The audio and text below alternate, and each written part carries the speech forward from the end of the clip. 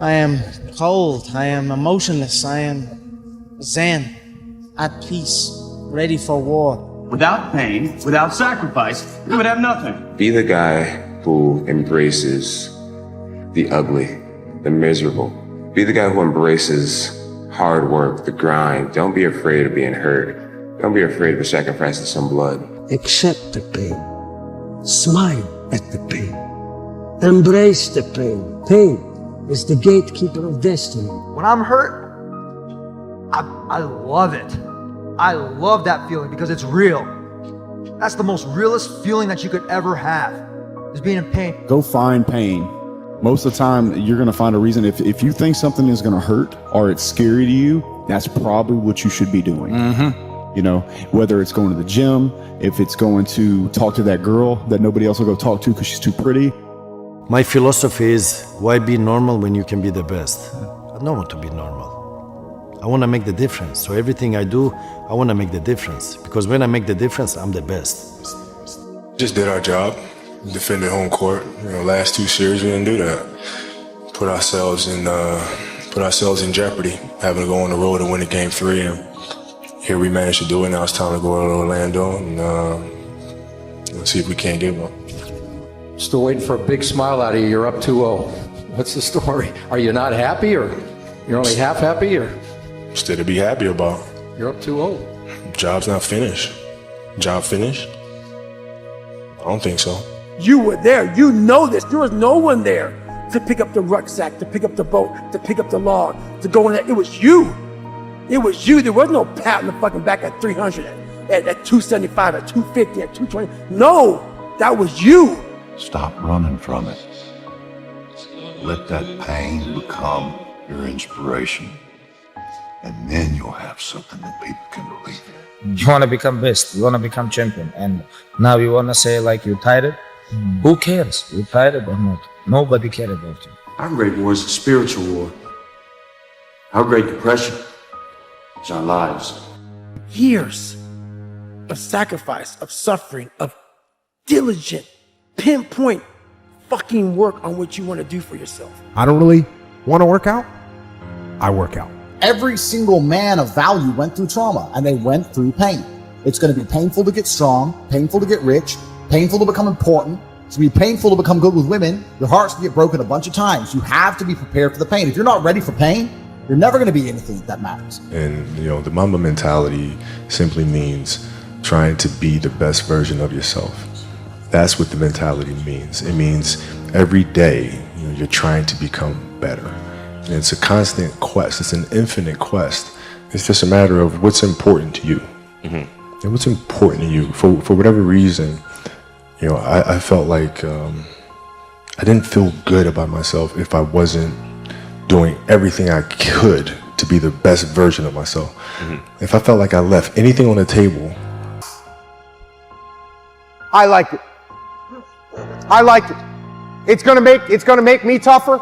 It's gonna give me a good story to tell. It's gonna toughen my mind. Go do something that's painful, whether it be from physical pain or... You had nobody anyway, motherfucker. So see how I'm talking myself right now? That's me. That shit fires me the fuck up. That shit makes me fucking nuts. You had nobody anyway, motherfucker. Look around you. There was no fucking team. I promise you, every single person who wants to do something with their life and has done something with their life has gone through the exact chapter that you're going through. And it's the lonely chapter. It's the chapter where because you have no signs of success, right?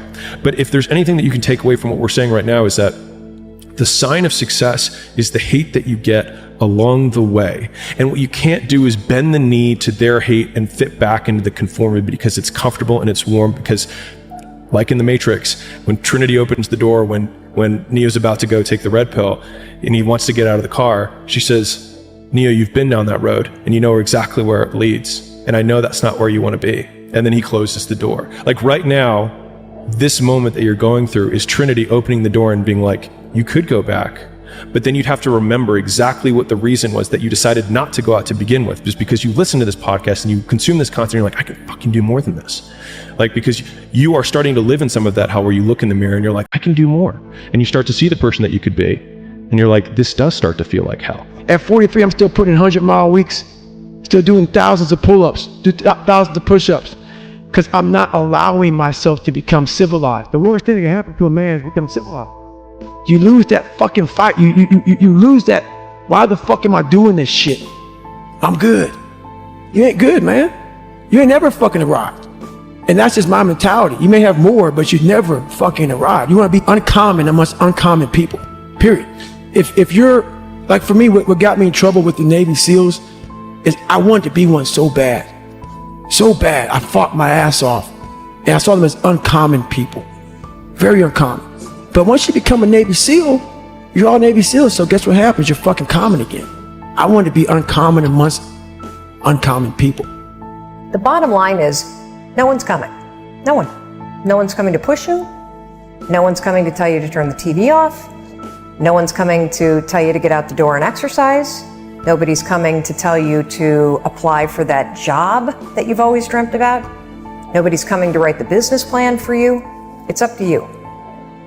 And because you're only ever going to do the things that you feel like doing right now or that feel good right now, unless you understand that you've got to parent yourself, you got to push yourself, you're not going to make your dreams come true. You're just not. We're not wired that way. You weren't born that way. You weren't that way when you were growing up, and you're certainly not that way as an adult. I used to ask myself, can I do this? And something said within me, you're the one.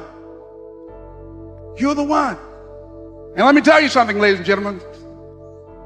While you're here, and before you go back home to your respective cities and communities, write down at least 5 reasons on why you deserve your dream, on why you won't give up, what's going to make you unstoppable, why you must be unreasonable, because logical, practical thinking says you can't do it today. But if you want to produce unreasonable results in your life, like living your dream and taking charge of your destiny, you've got to be an unreasonable person. You've got to be an uncommon person. That's why losing in life is so important. Whether it's getting dumped, getting fired, losing a game, loss, those feelings where things didn't work out your way, that's important because it lets you know this is the bad feeling that comes when it goes wrong, and you improve, and then it makes the good feelings of victory all the better. The only way you're ever going to get to the other side of this journey is you have got to suffer to grow. To grow, you must suffer. And some people will get it and some people won't. You have to live in it, you have to be comfortable in it, and then maybe some of that shit will help you a little bit along the way. If you stay in your comfort zone, that's where you will fail. You will fail in your comfort zone. Success is not a comfortable procedure. It is a very uncomfortable thing to attempt. So you got to get comfortable being uncomfortable if you ever want to be successful. It takes more effort to start in the beginning, and more people are right about the fact they're like, hey, you're not going to hit it big. And guess what? A month in, you're not. But they're only measuring on months. And at 6 months, you're also not going to have hit it big yet. And they're going to be like, I'm still fucking right. And at a year, you're still not going to have hit it big. And they'll still be fucking right. And every day that you haven't hit it, they're going to feel like they were right. But they're wrong. Because they're measuring in days and you're measuring in decades. In everybody's journey where they are so different because they've started to do new things that they no longer fit in with their old set of friends, but they're not sufficiently developed that they've gained their new set of friends and they're unsure. Should I go back? Should I lean back into getting a bag in with the boys on a weekend? Is that the highest, way that I can live my life passion forward? Because that's what everybody else does. And all of my friends are taking the piss. Oh, not drinking again. Too good for us, are we? Not going out again this week. Oh, okay, well, enjoy staying in home and reading, fucking nerd. So you're going to feel the pain of being ostracized from the group of friends that you used to have. But you're stuck in this messy middle where you haven't yet worked out who you are on the other side of this. And that lonely chapter that's in the middle is something that I would say almost nobody that I've ever met who has gone from a place where they are to a place where they want to be hasn't gone through. Because if I just think, well, tomorrow I'm just gonna coast and eat Twinkies and watch TV. Oh, hello sadness, my old friend. Hello depression. Because when you're not doing anything, you feel like shit. And that's just a part of being a human being. And we can pretend that we're something other than what we really are. And we can pretend, nah, me, man, I'm just cool, just chilling, doing nothing. Bullshit. Several people live to be 100 years old and they have great lives and they have great kids. Their kids go to college and all sorts of stuff. But somewhere in their life, there was a point where they had a decision to make. They can go left or right on this path. Left was the easy route. Right was the hard route. A lot of people take the easy route. And they had a good life that way, but the better life was going to the right side. And you may have 20 years of pain and suffering to get past it, but a lot of us die never truly starting our journey. But I didn't get here doing everything that I love. I did a fuckload of shit I hate, and I did it for a very long period of time.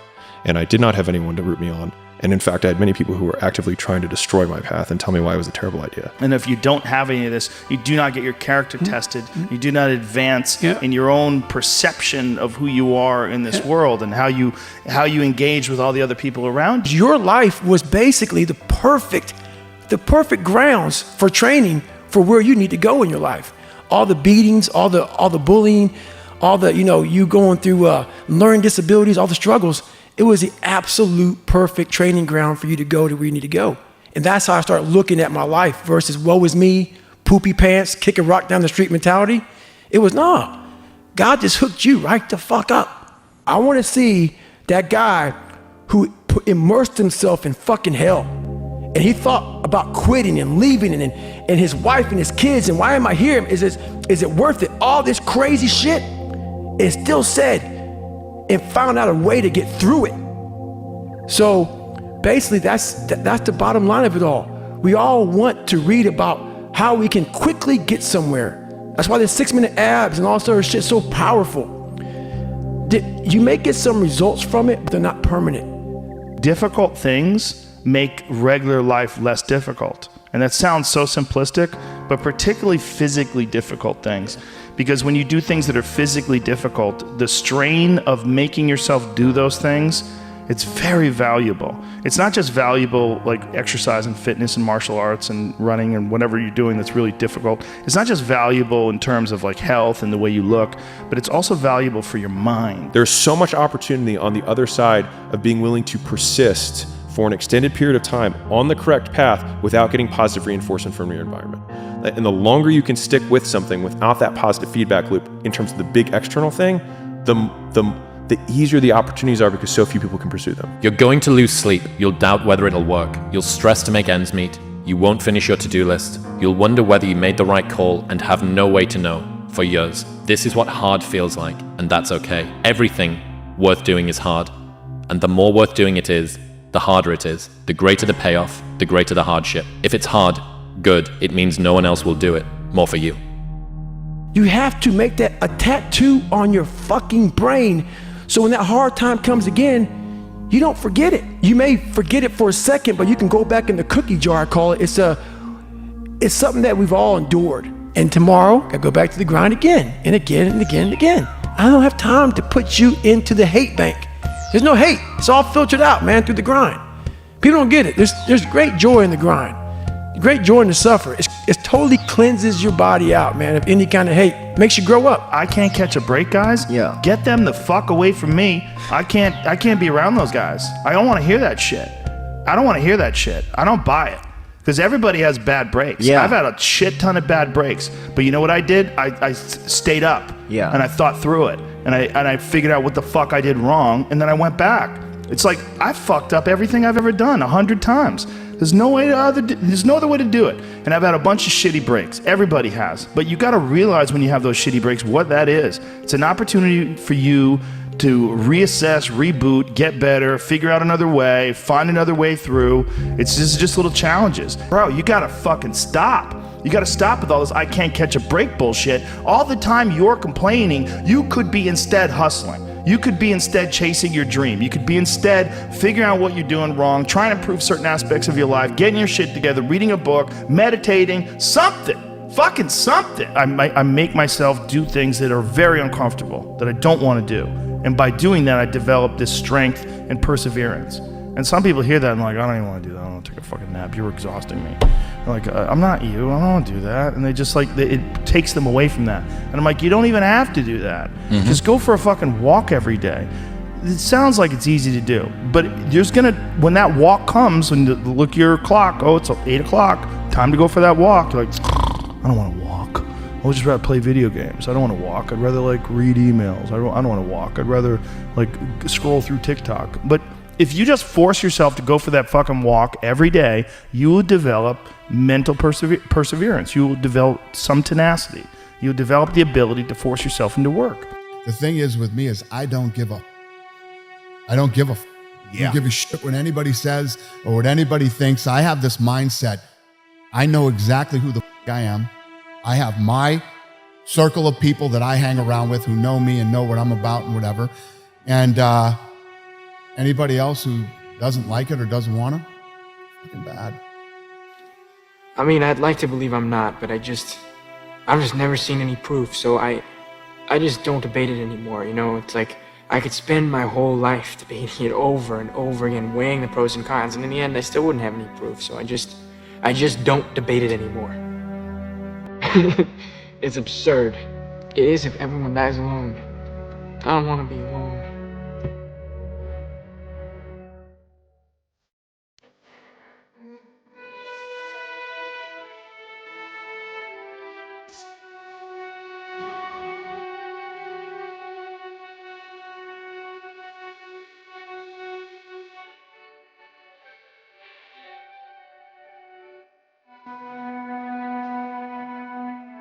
There is a difference between passion and obsession.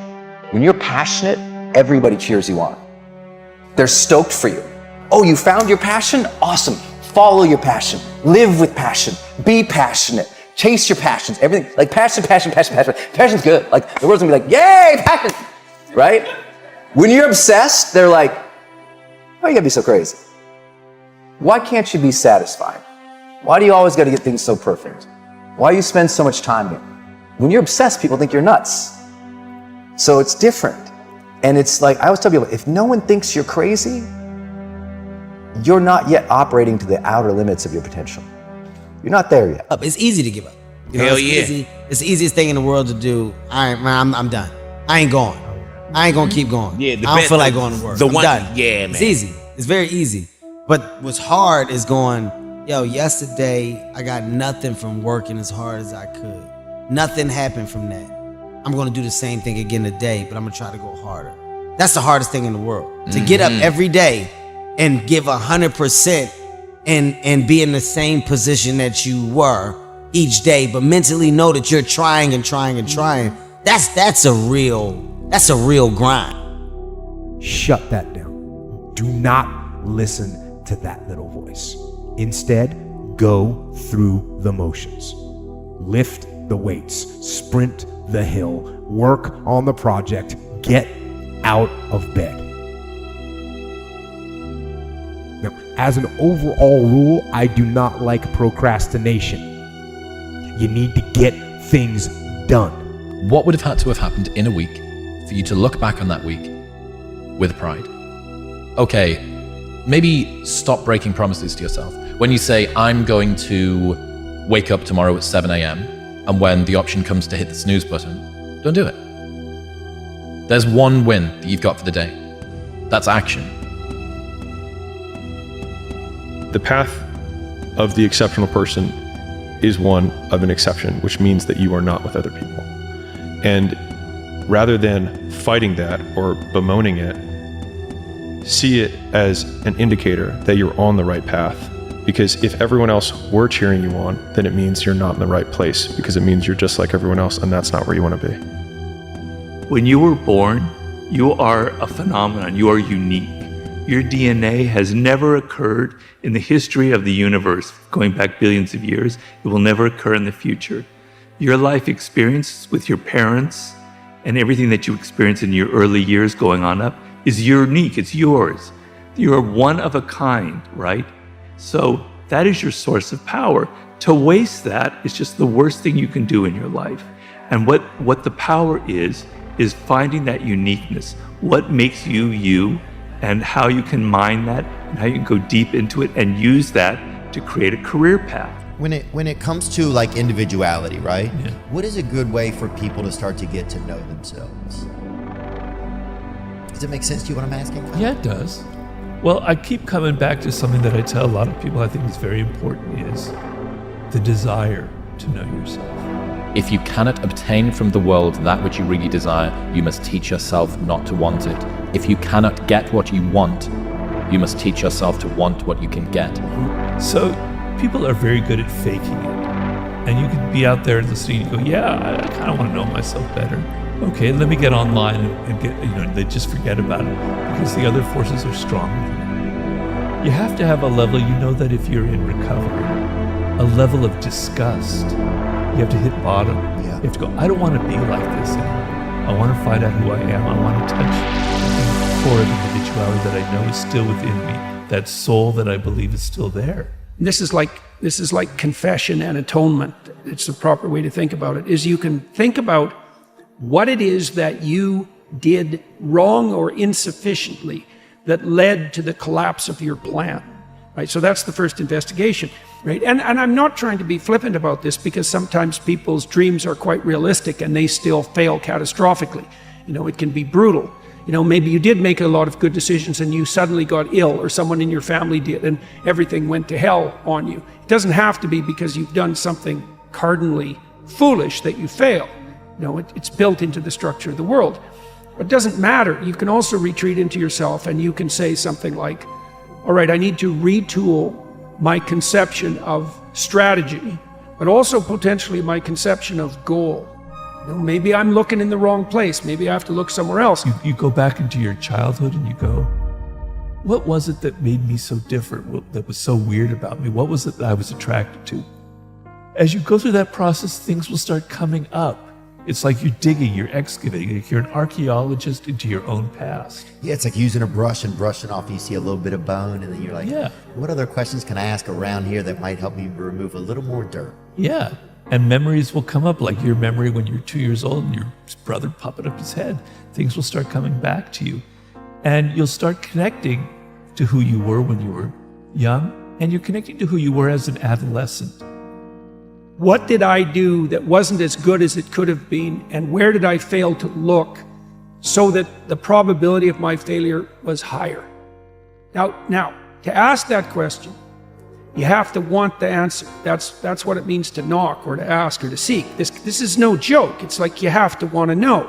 And it's a very painful thing to do, because especially if you had given it your all to the degree you were able, and you have reason to be bitter, you're going to be searching for the errors that you still made, and discovering your own errors is always extremely painful, right? You have to have the desire. If there's no desire there, if you're just mimicking, if you're just saying it just for the sake of it because it sounds good, I can't help you. But if it's still there, yeah, you want to start by, there are many paths you can take. A very good path is to take a journal and start journaling. Right? And writing down your thoughts and writing down your dreams. And when I say that, I say, don't do it on a computer. I know a lot of young people don't know how to handwrite anymore, but pick up a pen. I still handwrite a lot of things. Pick up a pen and a journal and write it down. Some of y'all are motivated by broke. I'm broke, I'm stuck, I'm fucked up, I can't do nothing. Some of y'all are motivated by just wanting to accomplish the things that you want to accomplish. Other folks are motivated by materialistic things. It's a very simple concept. If you want it, you gotta go get it. And so you have to be willing to strip yourself down. That's what humility means fundamentally. But the advantage is, this is why it's so useful to listen to people. You might find out where you're stupid, and then you can stop being stupid. And so one of the reasons you confess your sins, let's say, is because you want to discover where you're insufficient. Now, it's painful. It's painful to encounter an impediment in the form of someone else's opinion that might show you where you're blind and ignorant, or willfully blind even. But the advantage to that is you can rectify the error, and then as you move forward, you're stronger. So there's a gospel statement that's very relevant to this. So Christ tells his followers that if they knock, the door will open. If they ask, they'll receive. And if they seek, they'll find. It's time to stay focused. It's time to decide, fuck clubs, fuck partying, fuck trying to fit in and socialize, rub elbows with everybody so people can stop calling you weird. Why are you so antisocial? Because I'm trying to get it. Why are you staying on the basketball court so much? Because I'm trying to get it. Why are you out there practicing in the hot sun when ain't nobody else out there? Because I'm trying to get it. Why are you not clubbing? Like every time I text you and invite you to go do something fun and cool, you always studying. Because I'm trying to get it. Let me tell you something, homie. These women ain't going nowhere. These clubs, these parties, all this shit ain't going nowhere.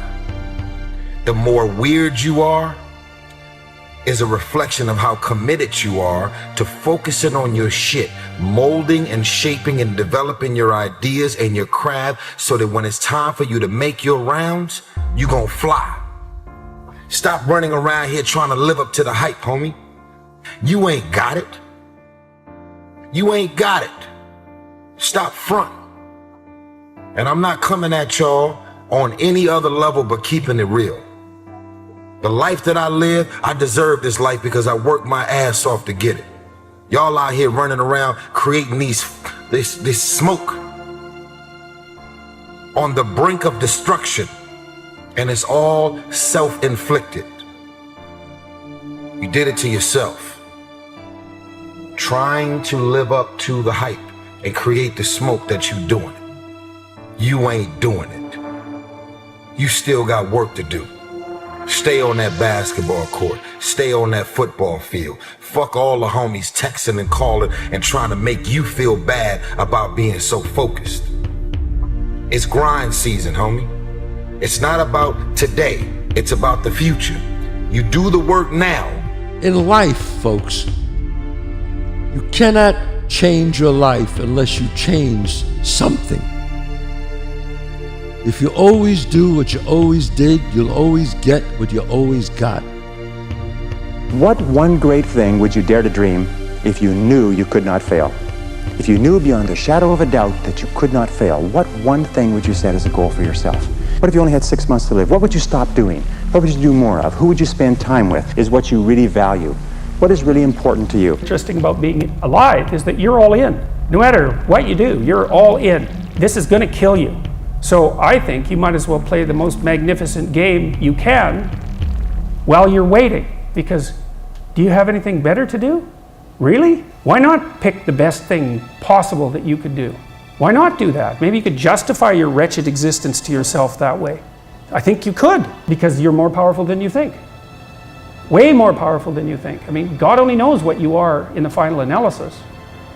You're blind to your own weaknesses, but you're also blind to your own strengths. And then it would be better for the community. It's like, how far could you take that? If you stopped wasting time, and if you stopped lying, and if you oriented yourself to the highest possible good that you could conceive of, and you committed to that, how much good could you do? Well, I would say, why don't you find out? The time is now. The time is now to express and for people to believe in themselves. The time is now for it to be okay to be great. People in this world shun people for being great, for being a bright color, for standing out.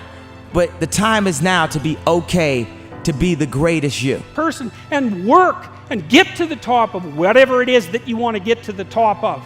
You know, and stand up for yourself. Be a bit of a light on the world instead of a blight. You know? And you can tell young people that, and they haven't been told that by anyone now. And yeah, it might, so why don't you go do it? That's what the damn universities were supposed to be teaching people, and they've forgotten that. If you don't fail, you're not even trying. My wife told me this great expression. To get something you never had, you have to do something you never did. Is that hard times create hard men. Hard men create soft times. Soft times create soft men. Soft men create hard times. Les Brown's a motivational speaker. He made an analogy about this. He says, imagine you're on your deathbed, and standing around your deathbed are the ghosts representing your unfulfilled potential. The ghost of the ideas you never acted on. The ghost of the talents you didn't use. And they're standing around your bed, angry, disappointed, and upset. They say, we came to you because you could have brought us to life, they say. And now we have to go to the grave together. So I ask you today, how many ghosts are going to be around your bed when your time comes? The hardest thing in life is figuring out who you are and what you want to do for the rest of your life. And once you figure that out, you wake up every day and you work toward it. It's impossible for you to fail if you know who you are, what you want to do, and you wake up every day and work toward it. When I seen that Bentley at the boxing gym and I seen that diamond Rolex, I said, I want that. And I knew what it took. So I know when my opponent is asleep, I'm out there at 4 or 5 in the morning, chopping trees, working, to this day. Because I can retire today. I'm well off, very comfortable. But I got the will to win. Work, work, work, work, work. No results, but I'm a little bit better. Work, work, work, work, work. Work, work, work, work. No results, but I'm a little bit better. Work, work, work, work, work. No results, I'm a little bit better. Work. Boom. Just got paid. I just got paid. And it looks like overnight success. Yeah. It's like, oh shit, it happened in a year. No, bro. Sacrifice temporary fun for permanent dreams, or sacrifice your permanent dreams for temporary fun.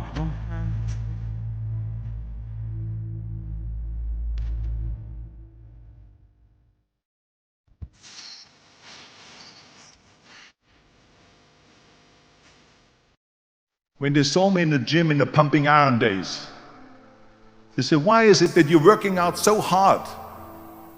5 hours a day, 6 hours a day, and you have always a smile on your face.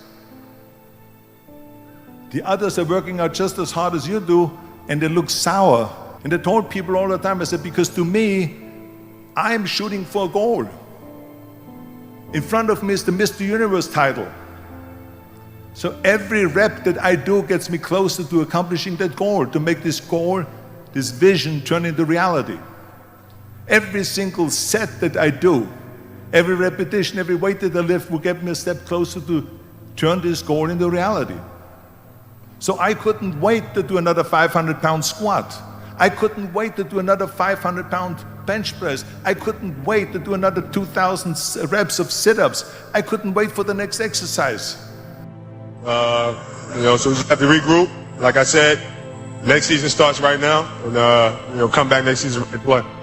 How much harder will you work in this offseason now to get back to the championship? I'll push myself to exhaustion. Yeah. Well, one of the things I recommend to young people, especially true for people in their 20s, is that you should push yourself beyond your limits of tolerance in your 20s to find out where it is. How much can you work? How disciplined can you become? Like, can you work 12 hours a day? Can you work 8 hours a day? Can you work 3 hours a day? Like, flat out. Where's your limit? And how much work can you do, and how much socialization? You should find out. Push yourself past and then back off to that point where it's optimally sustainable. It's good to think about that as a goal. It's like you're trying to discover what your limitations are when you're in your 20s, so that you can hit that edge, so that you can sustain yourself across the decades. And so, yeah, because you don't want to have too much fun, right? Too much fun takes you out. You don't want to be the oldest guy at the disco. It's not fun being the 40-year-old at the singles bar, precisely. So you want to make sure that what you're doing is age appropriate, and you want to push yourself in every direction that you can, but you should be doing that with an aim in mind. It's like you're trying to make yourself into a better and more competent person. And so some discipline along with the fun is a good idea. You're out running on the track, working out, and you start talking to yourself saying, man, my knee is really sore right now. Maybe I'm doing too much. Maybe I need to back off, Man, my lungs are burning. Maybe I can just slow down here. I'll do like an extra 2 sets tomorrow. It'll be okay. Yeah. Right? That sort of stuff. Yes. Like that stuff's dangerous. Yes. And that's, you just got to say, you know what? I'm not negotiating with myself. Yeah. The deal was already made. The deal was made. When I set out at the beginning of the summer, I said, this is the training plan I'm doing. I signed that contract with myself. I'm doing it. Throughout that process, you'll start talking to yourself like, man, I think I need to, maybe if we, nope. No, this is non-negotiable. Non-negotiable. Yeah. The bike got easier. I was able to run more. I went from like 1 mile. 1 mile was a great accomplishment. 2 miles, and then from 2 to 3 was a big one. Then I went from 3 to 6. And then, like, they have a warning order that they give people to get ready for buds. And the whole thing was running 6 miles 5 days a week. And that was my goal. And so I just kept I failed, I go back to scratch. I use some positive motivation. I have like one day where I'm like fucking defeated. But I started realizing this is part of the process. This is part of the journey. I had to realize this is part of my process versus just saying, like I used to, I'm just not good enough. If I'm not good enough, we always say that shit. I'm just not good enough, and then we try something else. I'm gonna fucking make myself good enough. And that became my mentality. I'm gonna make myself good enough. And so I misunderstood a lot, but that's all it came down to. I made myself good enough. And the days I couldn't run that far, the next week, I would do 2-a-days. So on the running, if I ran a quarter of a mile, I wait a fucking couple hours, it'd haunt me, bother me. I try to run a half mile next time, same day. You can do more than this. If I had to walk, I had to walk. It just became just a process of grinding and grinding, and grinding is not even a good word for it. It's not even a good word for it. And just going further and further. And then when I got through running, I go to the bike, I go to the pool.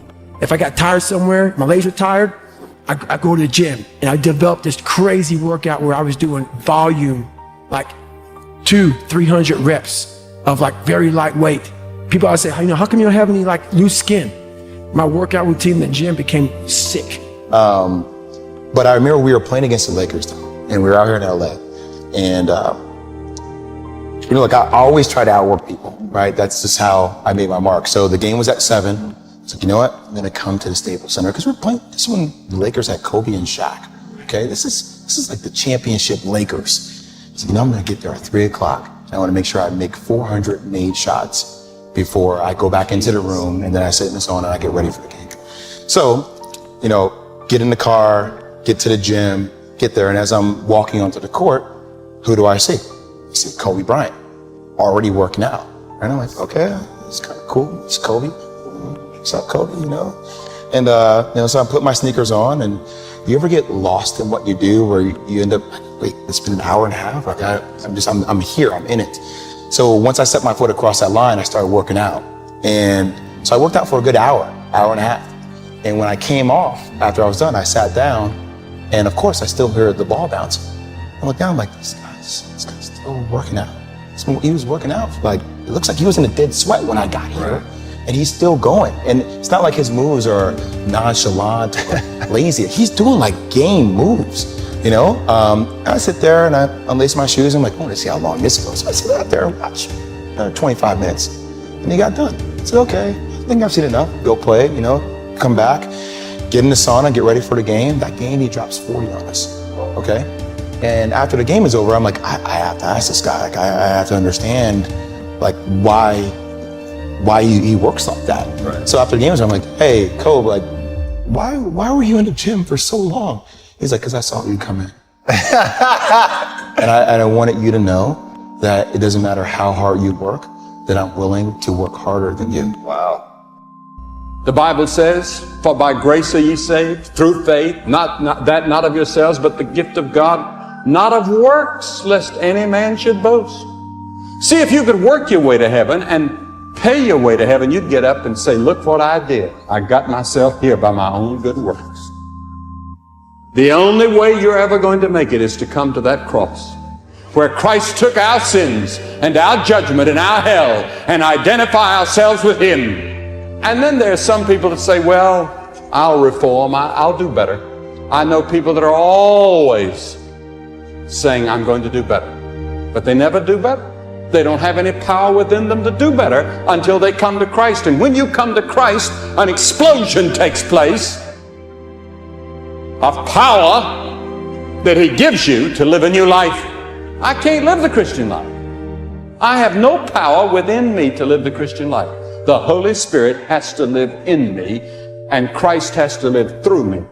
I cannot live the Christian life. I'm a total flop and failure.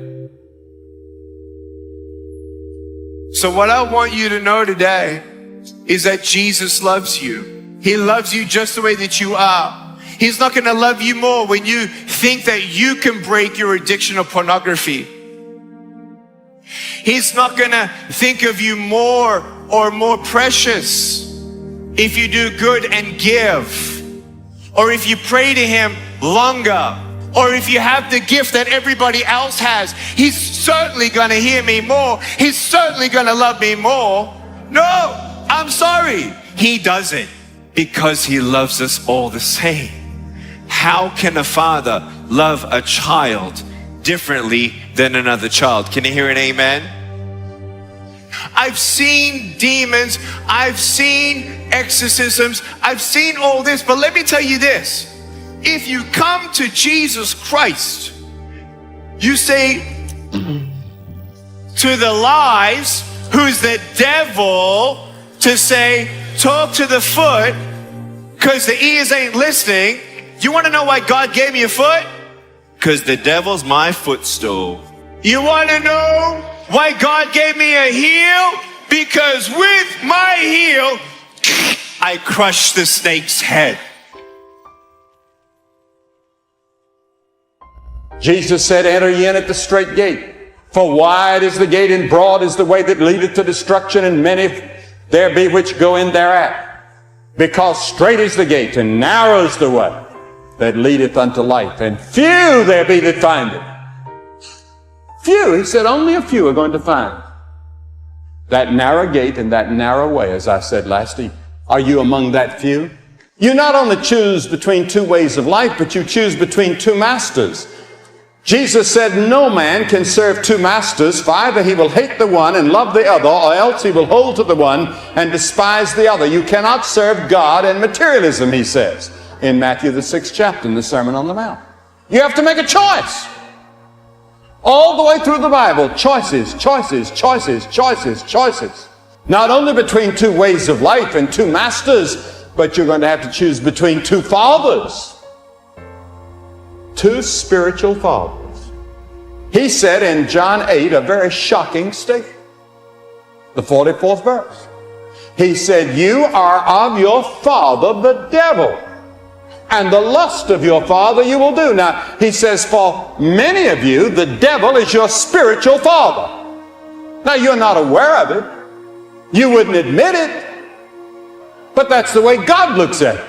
There's either God, your spiritual father, the true and the living God, Christ, or there's the devil.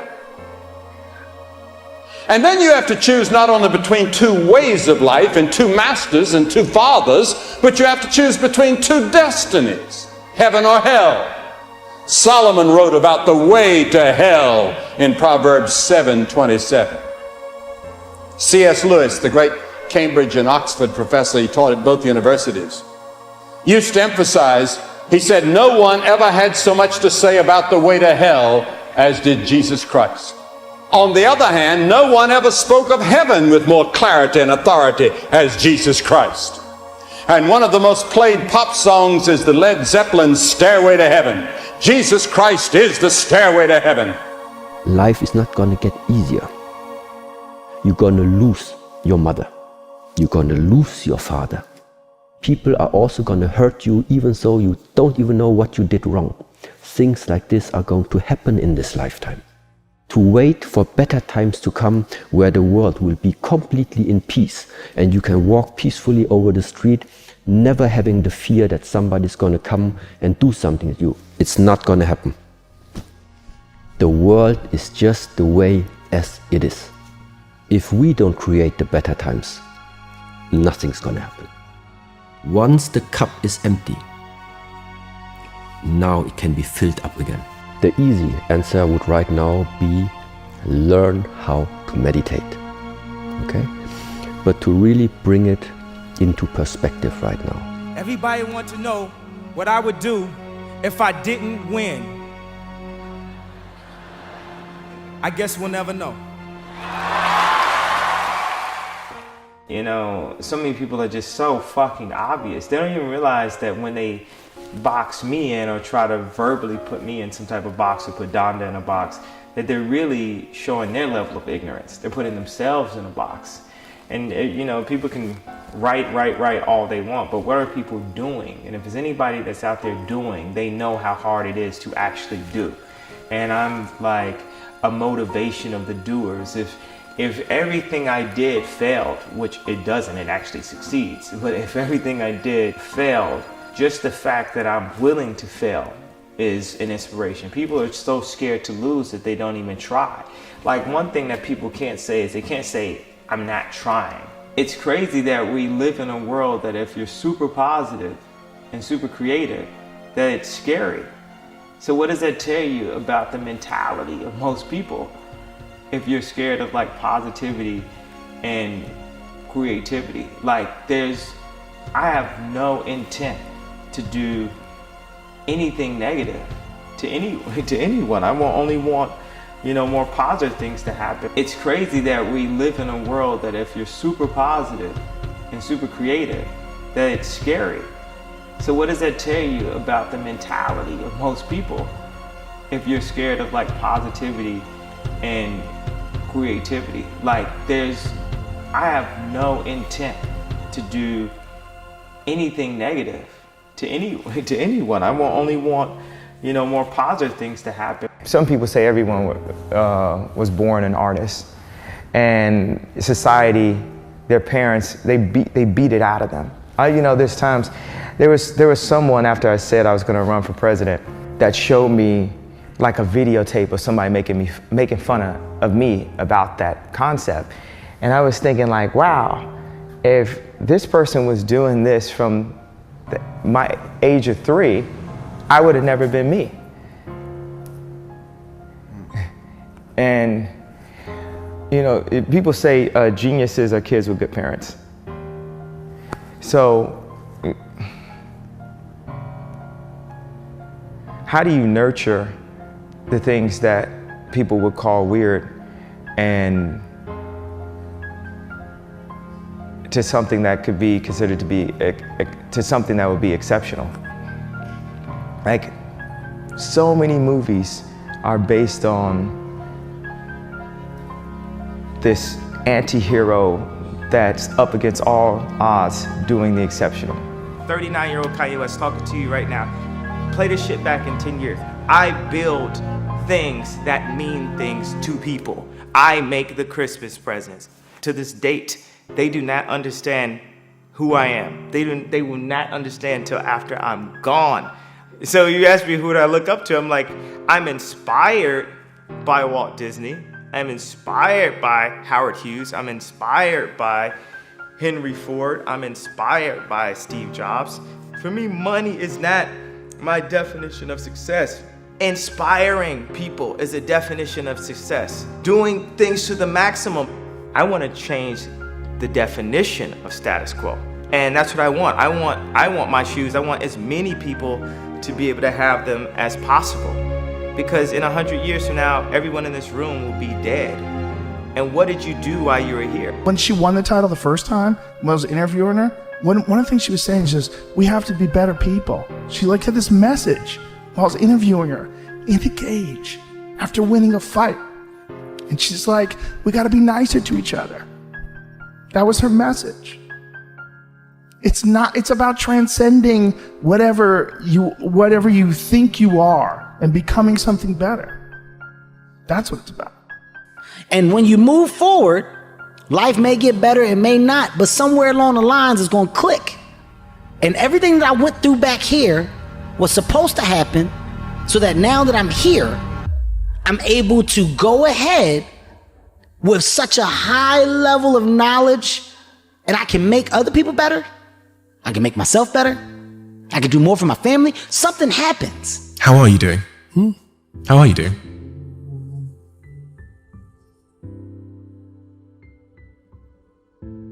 You can see me. Get out of here, bub. And you matter, alright? There's always gonna be somebody that cares about you. And you're a good person. No matter what people say, you matter. The thing is, if you just do stuff and nothing happens, what's it all mean? What's the point? Oh right, this whole thing is about self-acceptance. I would say ask her out. No matter who she is, whether she's a job or a new city or a actual person. You know, whether she's an opportunity or a fear. And when you move forward, life may get better, it may not, but somewhere along the lines it's going to click. And everything that I went through back here was supposed to happen so that now that I'm here, I'm able to go ahead with such a high level of knowledge, and I can make other people better, I can make myself better, I can do more for my family, something happens. When she won the title the first time, when I was interviewing her, one of the things she was saying is just, we have to be better people. She like had this message while I was interviewing her in the cage after winning a fight. And she's like, we got to be nicer to each other. That was her message. It's about transcending whatever you think you are and becoming something better. That's what it's about. You expect perfection. I don't know where this came from. I don't know what happened that this is the criteria for living. My true understanding is, all right, you got one life. And that one life, the goal for us is to live it to the best of our ability from the beginning to what's said the end. In the middle, in the beginning, middle, you're going to do things, you're going to make mistakes, you're going to fuck up. You're supposed to learn and then move forward with the understanding of what not to do. And it's not just me that's got better.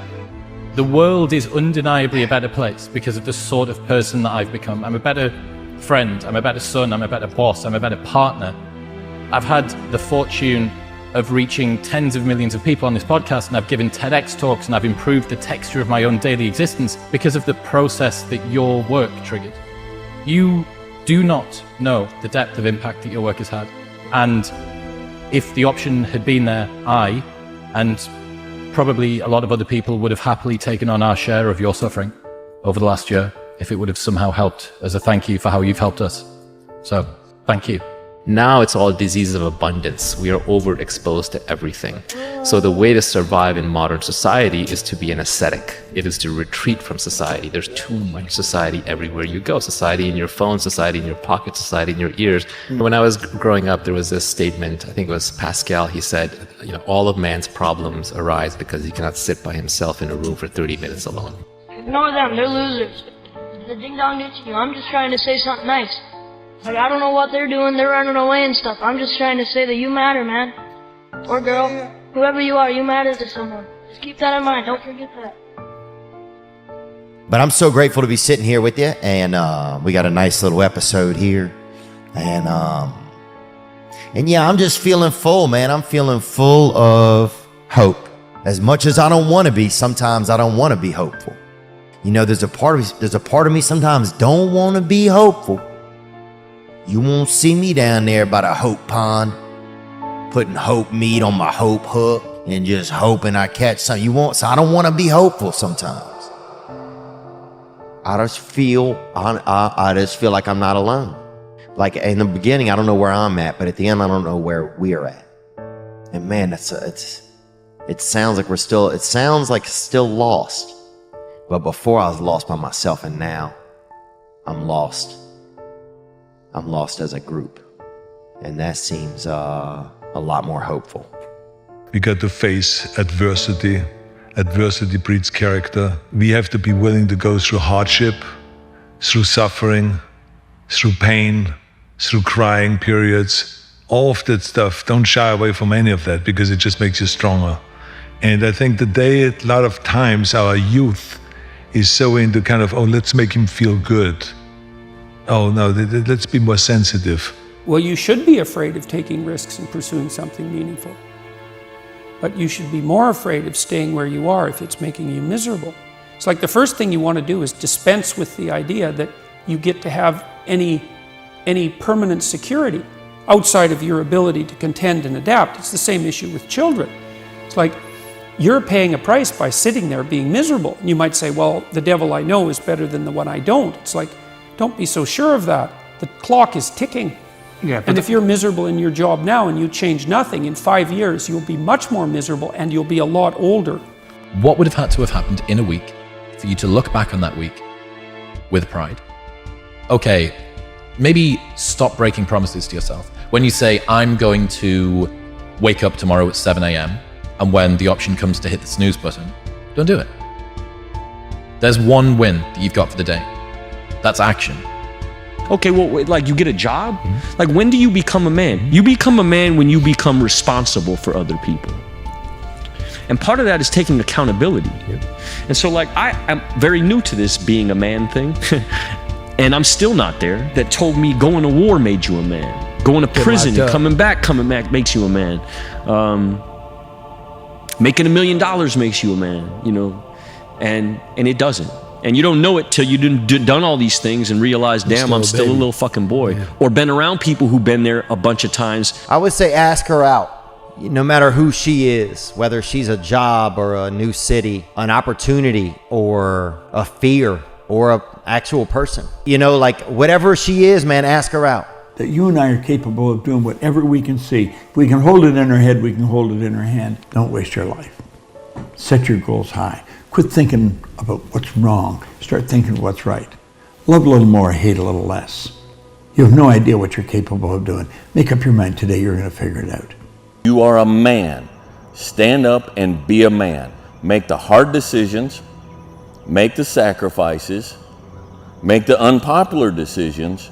And become comfortable in your own skin. And if you are not a person that you are comfortable being alone with, that is the one person in this universe that you have full power, full right, and full responsibility to change. If I carry on at the trajectory I'm carrying on, they're going to put me in jail because I'm too influential. Sacrifice temporary fun for permanent dreams, or sacrifice your permanent dreams for temporary fun.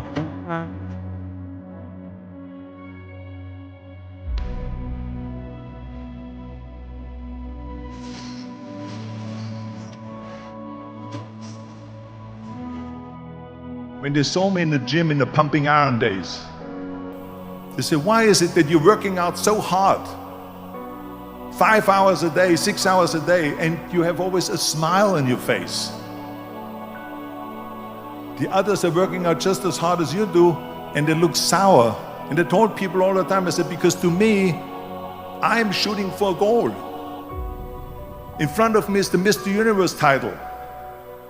So every rep that I do gets me closer to accomplishing that goal, to make this goal, this vision turn into reality.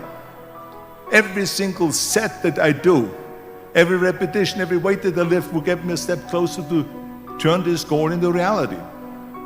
So I couldn't wait to do another 500-pound squat. I couldn't wait to do another 500-pound bench press. I couldn't wait to do another 2,000 reps of sit-ups. I couldn't wait for the next exercise. Interesting about being alive is that you're all in. No matter what you do, you're all in. This is going to kill you.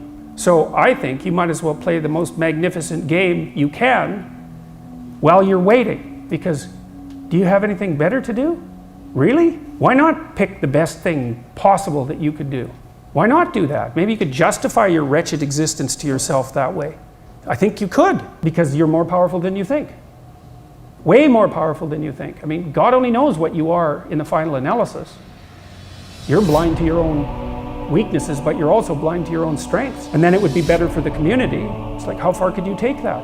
If you stopped wasting time, and if you stopped lying, and if you oriented yourself to the highest possible good that you could conceive of, and you committed to that, how much good could you do? Well, I would say, why don't you find out? I'm going to have setbacks, I know. But if I'm feeling bad, that doesn't mean I'm doing bad. That doesn't mean I am bad. That doesn't mean that I can't still take some action. Because, yeah, nothing changes and nothing changes, man. In life, folks, you cannot change your life unless you change something. If you always do what you always did, you'll always get what you always got. Well, you should be afraid of taking risks and pursuing something meaningful. But you should be more afraid of staying where you are if it's making you miserable. It's like the first thing you want to do is dispense with the idea that you get to have any permanent security outside of your ability to contend and adapt. It's the same issue with children. It's like you're paying a price by sitting there being miserable. And you might say, well, the devil I know is better than the one I don't. It's like, don't be so sure of that. The clock is ticking. Yeah, and if you're miserable in your job now and you change nothing, in 5 years you'll be much more miserable and you'll be a lot older. You know, you're the closest to getting what you want is always the hardest. It's always the feeling when you're getting ready to, people give up right before they get what they've always wanted to get. People quit and they give up. So what I do in that 1 second, because we all think about quitting, it's hard. But what you have to do in that 1 second is hard to process information during pain. Because that pain takes over and you can't think rationally. You're thinking about fight or flight, save yourself. That's not a rational thought. It's not a thought that's gonna get you through hard times. Most people fail that 1 second. So what happens, what I do in that 1 second, and there's a bigger process to all this, but in that 1 second, I physically stayed in that water. Because if I get out of the water, I quit. It's an urge. Truth be told, every champion has felt it. Every president has felt it. Every king has felt it. Every lion has felt it. Every winner has felt it. Every soldier has felt it. Every victorious person has felt it. The urge to quit. Don't you give up on your dream. Everybody has a turn back moment. You have a moment where you can go forward or you can give up. The thing you have to keep in mind before you give up is that if you give up, the guarantee is it will never happen. That's the guarantee of quitting, that it will never happen, no way under the sun. The only way the possibility remains that it can happen is if you never give up no matter what. Because God is always coming. He's never too late. I don't care if you don't have the money, you don't have the help, and you don't have the family for it, and you don't have the background for it, and you don't have the friends for it. Don't you give up on your dream. Don't you do it. Don't you do it. Don't you do it. It may take you twice as long. You may have to take courses and classes. You might not read as fast. You might not move as quick. You might not have as much. But don't you quit. Don't you quit. Don't you quit. You do make a difference. You do make a difference. You do make a difference. As weak as you are, as tired as you are, as many mistakes as you made, you do make a difference. There is something they would lose if you were not there. There was something that they would miss if you were not there. You do make a difference. You do make a difference. You do make a difference. Keep hopping. And I will not be the person who quit before I got what I wanted or what I needed or what I felt I was supposed to have, and if that wasn't for me, it wasn't for me. I'm gonna keep grinding, I'm gonna keep knocking on the door until I get what I feel. That's been something I've always felt. So having the name Michael Jordan and understanding that there's another guy out there named Michael Jordan that was the best ever to do something. And for the people who are listening who do have, that doesn't feel like they can change the circumstances with the way they think or they feel, just hold on. Just endure. Everything that's in your imagination, God gonna make it come true for you. You just got to believe that. God make dreams come true. He take poor kids with speech impediments and put them all over TV. He take drug dealers and turn them into doctors. If God can do that for me, explain to me how he can't do it for you. You just got to believe, man. Don't ever give up and keep believing, because God is real. Don't you listen to nobody telling you God ain't real. They done lost their ever-loving mind.